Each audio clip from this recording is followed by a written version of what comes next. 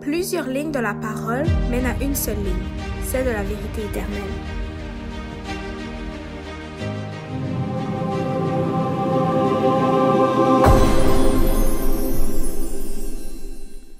Donc, bonjour à tous et bienvenue aujourd'hui à cette émission à Allons à l'école du sabbat. Donc, aujourd'hui, nous allons parler du chapitre 3 du livre de Marc et nous allons parler donc du péché impardonnable et du choix des 12 disciples qui allaient devenir les 12 apôtres.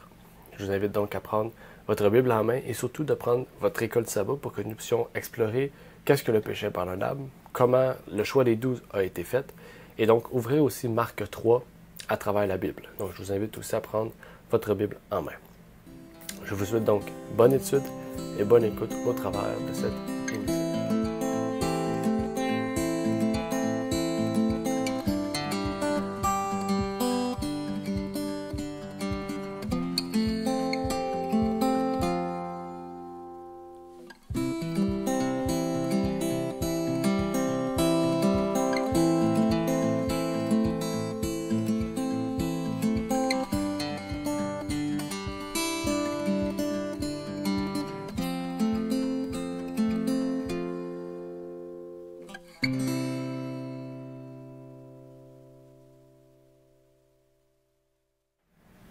Donc, bonjour à tous encore une fois. Bienvenue à cette quatrième épisode de cette émission à Allons à l'école du sabbat. Et donc, aujourd'hui, nous allons parler de Marc 3, 13 à 35. Oui, on a sauté quelques versets, comme je vous ai dit, et comme la leçon est construite, c'est leçon sur le livre ou l'évangile de Marc et non pas l'évangile de Marc. Donc, il y a quelques passages qui vont être sautés puisqu'ils sont optionnels selon la construction de cette leçon. Pas optionnel dans la lecture, c'est des versets importants, mais dans la construction dans la leçon, c'était, on pourrait dire, la ligne directive que les pionniers voulaient aller ou éviter.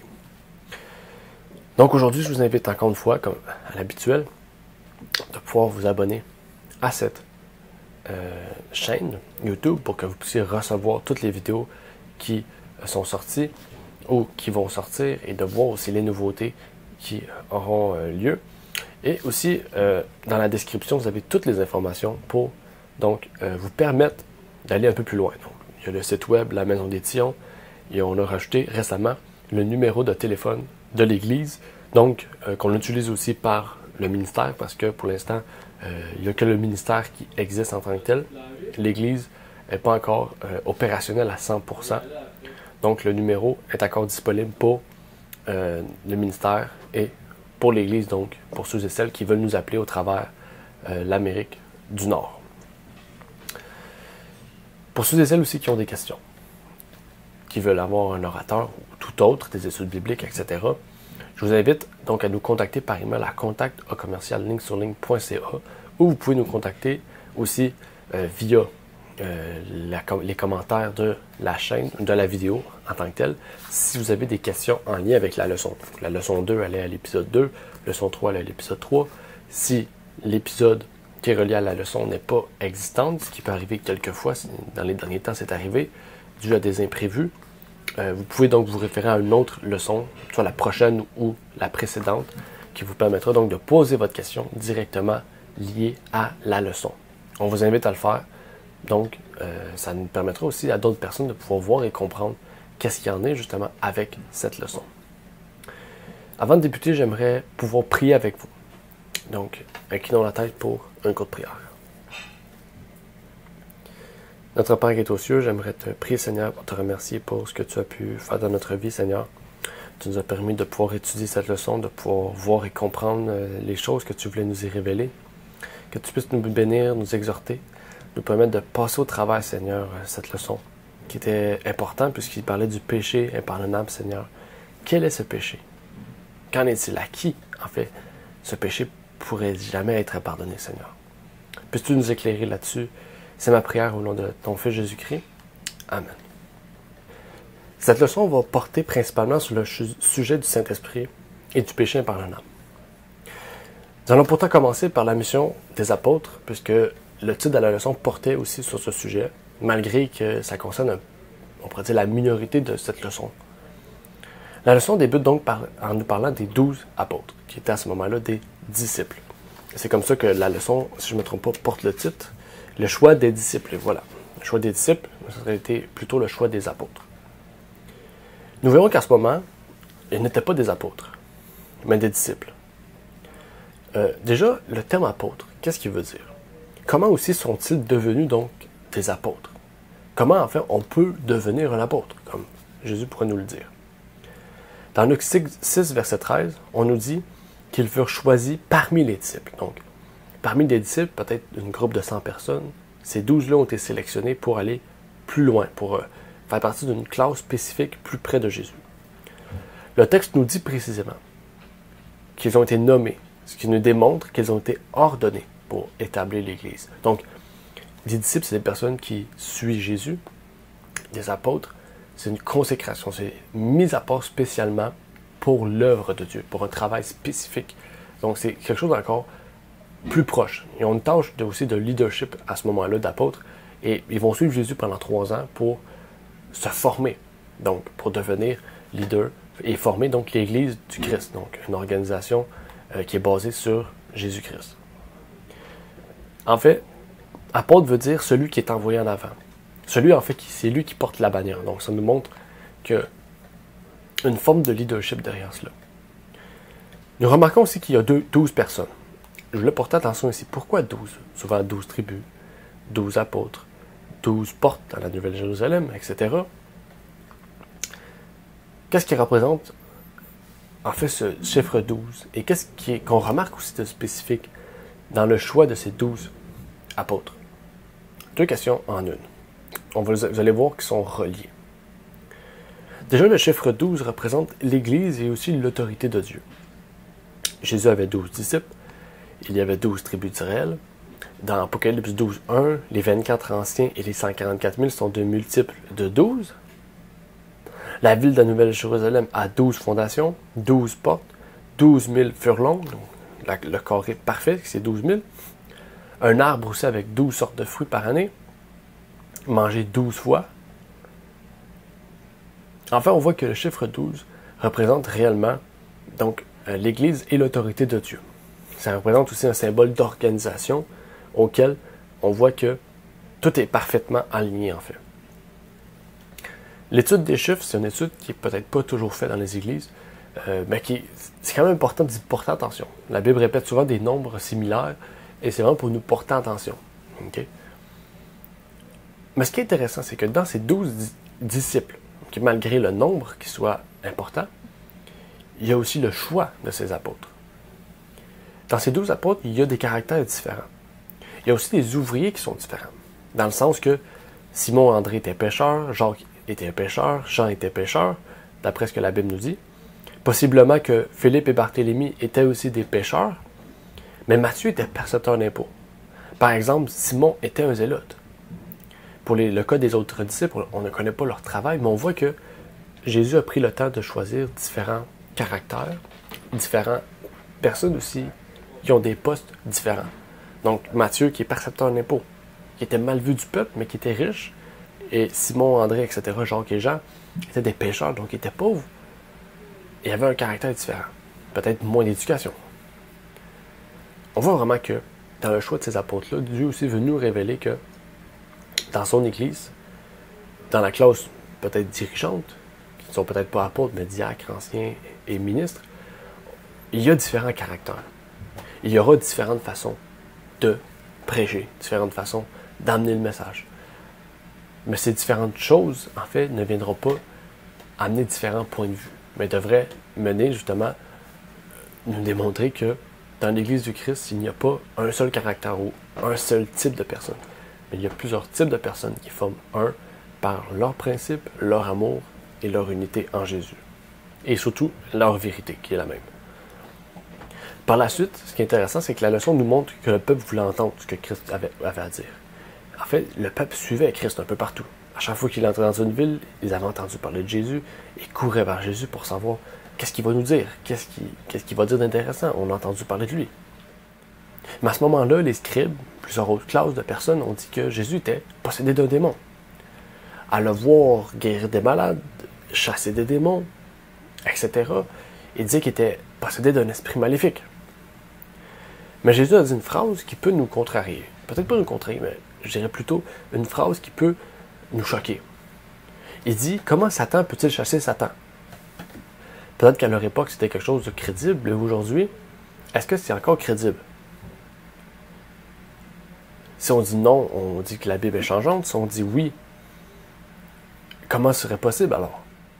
Parce qu'aujourd'hui, on voit dans les églises catholiques des exorcismes qui sont faits sur des démons, etc., des personnes possédées qui trouvent la guérison. Est-ce que ces personnes-là ont la puissance de Dieu pour guérir des personnes atteintes, même des fois des guérisons, comme on a pu entendre au Québec par diverses personnes. L'Église catholique au Québec était très puissante, par exemple par le frère André qui aurait guéri des personnes, Mère Teresa qui aurait aussi guéri des personnes. Est-ce que c'est vrai? Est-ce que c'est faux? Est-ce que c'est Satan qui se guérit par Satan? Satan inflige du mal sur des personnes pour les guérir? Est-ce que les églises maléfiques sont entrées dans les églises aujourd'hui? Ce qui est intéressant, c'est que la Bible nous répond. C'est d'une manière auquel on voit que, contrairement à ce que Jésus dit, il n'y a pas de contradiction. Il y a une unité, bien sûr, mais il y a surtout une révélation prophétique qui nous révèle que Jésus allait nous démontrer quelque chose, un point important, en lien avec son Église, mais en lien avec le christianisme. La Bible nous dit dans les derniers jours qu'il y aura des miracles. Satan pourra chasser, ou plutôt intégrer des démons dans les gens pour les guérir. La servante même du Seigneur nous dit dans le message choisi à la page 53, au volume 2, « Nous ne devons pas être trompés. Des scènes merveilleuses auxquelles Satan sera étroitement lié auront bientôt lieu. La parole de Dieu déclare que Satan fera des miracles. Il rendra les gens malades, puis il retirera soudainement d'eux sa puissance satanique. Ils seront alors considérés comme guéris. Ces œuvres de guérison apparentes mettront les adventistes du 7e jour à l'épreuve. » Et voilà, Satan va faire en sorte qu'il y ait des malades, qu'il y ait des possessions, etc., etc. Ça sera une image de guérison, mais ça sera faux. Jésus nous démontre ici que dans l'Église du Christ, tous les miracles sont vrais. Dans l'Église du Christ, j'ai bien dit, dans l'Église du Christ. Okay? Dans le christianisme, il y a plusieurs dénominations. Est-ce qu'ils sont tous comme l'Église du Christ? C'est à vous de le voir. Mais, qu'est-ce qu'on comprend bien, c'est que les miracles, ils se passent dans les églises. La façon qu'ils sont faits, il faut regarder beaucoup de choses. On voit que Jésus ne procéderait pas de la manière dont il procède aujourd'hui. Par exemple, on pourrait parler de Benny Hill, un très grand prédicateur aux États-Unis, qui lance son manteau sur les gens, son veston sur les gens, et les gens guérissent. Est-ce que réellement Jésus aurait pris sa tunique pour le lancer sur les gens, ou aurait pris sa sandale? Non. Jésus, regardez la façon dont Jésus guérissait pour que vous puissiez voir réellement de la façon dont les gens guérissent aujourd'hui. Est-ce que c'est vrai ou c'est faux? On voit que Satan a déjà sa puissance, son esprit impur sur ces gens-là pour manifester des types de guérisons qui sont en fait des démons qui se guérissent eux-mêmes. Mais cela nous amène un peu plus loin même à parler de la destruction de Satan, la destruction finale. Satan aura au total 3 défaites. On en a déjà parlé quand on a étudié le livre de l'Apocalypse. Ces 3 défaites-là vont montrer à quel point Satan, en fait, descend en force et en puissance. Au fur et à mesure que sa méchanceté grandit, il perd en force et en puissance. Déjà au ciel, il a perdu la première fois contre Dieu quand il voulait prendre sa place. La deuxième fois, c'est quand Jésus vainquit sur la croix, il a perdu contre le Christ. Et la troisième fois, il a perdu il va perdre en fait contre l'ange quand il va être enchaîné pendant 1000 ans. Ici, on pourrait dire, ok, mais pourquoi il perd en force? Regardez. Déjà, pour les trinitaires, ils diraient ici que ce serait faux, qu'est-ce qu'on dit là, mais c'est la servante du Seigneur qui en parle et les pionniers en parlaient aussi. Satan a perdu contre Dieu la première fois. La deuxième fois, il a perdu contre Christ. On ne dit pas que Christ est moins puissant que Dieu, mais Christ est soumis au Père. Donc, il reconnaît que quelqu'un qui est plus haut que lui, malgré que Dieu l'a mis à l'égalité avec lui. Vous comprenez, il a une autorité plus grande, le Père, que Jésus-Christ. Et donc, première défaite, Dieu. Après, il a perdu contre un peu plus bas, Christ. Et après ça, extrêmement plus bas contre un être créé, contre un ange. Donc, le chef des anges, qui est devenu Satan, okay, l'homme qui a créé le mensonge, l'ange qui a créé le mensonge, le maître du mensonge, le chef du mensonge, va perdre contre quelqu'un qui, auparavant, était son maître. Vous comprenez?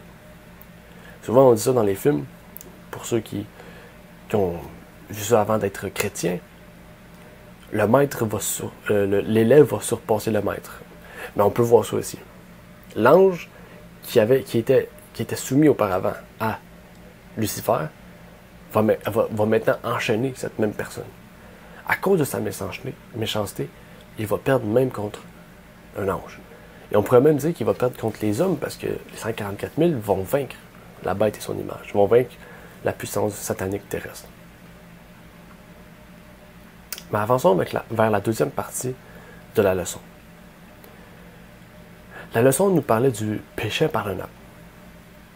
Satan affirme qu'il est impardonnable, car le Saint-Esprit ne peut pardonner ceux qui offensent cette troisième personne.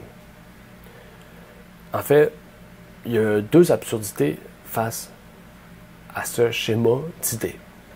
En fait, dire, premièrement, que le péché impardonnable est seulement contre le Saint-Esprit, c'est contre le Saint-Esprit dans le sens que contre cette troisième personne, c'est dire qu'on peut refuser Dieu, on peut refuser Jésus-Christ, mais on peut refuser le Saint-Esprit. Le Saint-Esprit est au-dessus de Dieu et de Jésus. Tandis que c'est Dieu qui s'occupe du jugement, c'est Dieu qui choisit qui va être sauvé ou non, c'est pas le Saint-Esprit.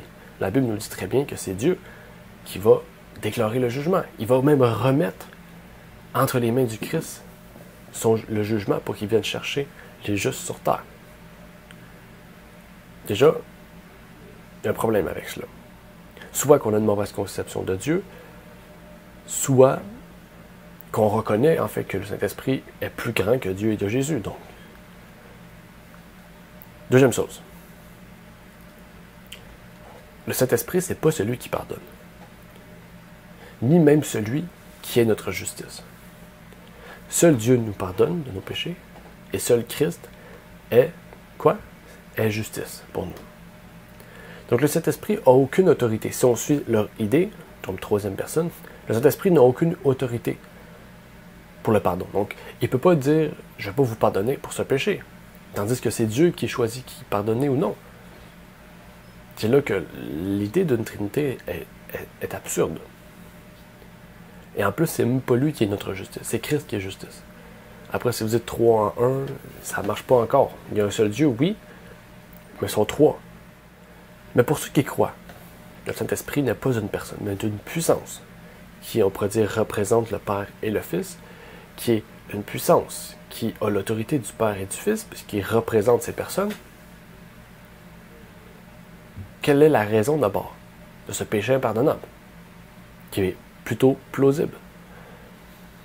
En fait, le refus du Saint-Esprit, c'est le refus de recevoir sa puissance, qui persuade du péché, qui persuade des fruits de la repentance et qui persuade de la reconnaissance du péché. 3 choses. Okay? Le Saint-Esprit, c'est quand quelqu'un accepte, quand vous prêchez à une personne qui n'est pas chrétienne et qui est persuadée qui est pécheur, qui reconnaît en fait qu'il a déjà péché et qui se repent de ces péchés-là, en fait, cette personne-là a reçu le Saint-Esprit pour qu'il puisse le persuader de ces choses-là. Il a reçu Jésus-Christ qui lui a permis de comprendre ces choses-là. Mais si vous refusez de vous déclarer pécheur, vous refusez de vous repentir de ces choses, vous ne reconnaissez pas le péché, vous voulez toujours pas croire en Jésus qui peut pardonner les péchés ou à Dieu qui nous a dit que nous sommes pécheurs, en fait, comment vous pouvez être sauvés? C'est ça, refuser le Saint-Esprit. C'est refuser, en fait, Jésus-Christ en nous qui nous permet de transformer notre vie. Parce que même si on refuse la troisième personne de la Trinité, on peut se tourner vers Dieu, on peut se tourner vers Jésus pour être sauvé, puisque c'est Jésus notre justice. Donc, en fait, en tant que si je serais trinitaire, on pourrait dire ça ne me dérange pas que le Saint-Esprit me refuse, j'ai Jésus et Dieu. Mais là, c'est là la différence. Si on refuse le Saint-Esprit, on coupe le lien entre Jésus et Dieu. En fait, le Saint-Esprit, c'est le moyen par lequel on peut entrer en contact avec Jésus et Dieu. Plus précisément avec Jésus, qui nous transfère à Dieu, mais quand on coupe le Saint-Esprit, on refuse le Saint-Esprit. Enfin, on refuse la divinité. On refuse que Christ travaille en nous. Donc, c'est normal, en fait. Et Ellen White même nous dit dans le Review Herald, le péché contre le Saint-Esprit, personne n'a besoin de considérer le péché contre le Saint-Esprit comme quelque chose de mystérieux et d'indéfinissable. Le péché contre le Saint-Esprit est le péché du refus persistant de répondre à l'invitation à se repentir. Exactement. Souvent, le Saint-Esprit, dans les églises modernes, on voit le Saint-Esprit, oui, comme une puissance, comme une personne, mais on le voit comme quelque chose qui va nous permettre de guérir des malades, de faire des miracles, et ça se contente à cela. À des choses surnaturelles qui vont se transmettre en nous. Mais le Saint-Esprit commence à la base par nous convaincre, par nous convaincre que nous sommes pécheurs, que nous devons nous repentir et que nous devons nous tourner vers Christ pour pardonner nos péchés et se faire baptiser. C'est ça en fait, ça c'est la base de l'œuvre du Saint-Esprit en nous. Quand on a compris ces étapes-là, on a compris l'appel que Dieu veut nous offrir aujourd'hui à travers cette leçon. Dieu nous invite aujourd'hui à nous laisser transformer par son esprit pour que nous puissions discerner le vrai du faux, surtout l'œuvre de Satan qui va lui-même détruire le monde pour le guérir d'une manière qui va durer quelque temps puisque on sait que Jésus va revenir et que son plan ne va pas marcher. Mais il faut surtout savoir qu'il y a un seul esprit qui donne la vie. Mais il y en a plusieurs qui enlèvent la vie. Le seul esprit qui nous donne la vie, c'est lui qui nous donne la vie éternelle, et c'est l'esprit du Seigneur Jésus-Christ. Mais il y a plusieurs démons qui rôdent alentour de chaque personne. Et ce sont ces esprits-là qui enlèvent la vie, qui nous donnent des maladies, pour nous dire qu'on peut guérir. Restons soudés à la parole de Dieu. Relisez l'étude, le péché impardonnable. Relisez, comprenez ce péché-là. Surtout comprenez bien qui est Dieu, qui est Jésus-Christ et qui est le Saint-Esprit. Pour que vous puissiez bien comprendre aussi qu'est-ce que le péché impardonnable. Parce que peut-être que vous le refusiez à cause de votre conception de la divinité, qui était peut-être faussée. Que Dieu puisse nous venir en aide et je vais terminer par une prière. Prions. Notre Père qui est aux cieux, j'aimerais te remercier, Seigneur, pour ce moment que tu nous as permis d'avoir, de pouvoir étudier ta parole, voir cette leçon.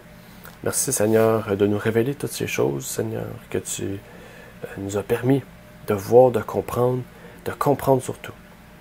Puisses-tu nous envoyer ton Esprit Saint et ne pas refuser, Seigneur, cet Esprit qui change notre vie, qui nous transforme. Ce seul Esprit qui peut nous transformer, qui peut nous donner la vie, Seigneur. Puisses-tu nous bénir, et c'est au nom de ton Fils Jésus-Christ que je te demande ces choses. Amen. Merci d'avoir écouté cette vidéo. Pour plus de contenu, abonnez-vous sur notre site Internet. Il est également possible pour vous de nous suivre sur notre page Facebook et de nous contacter par email.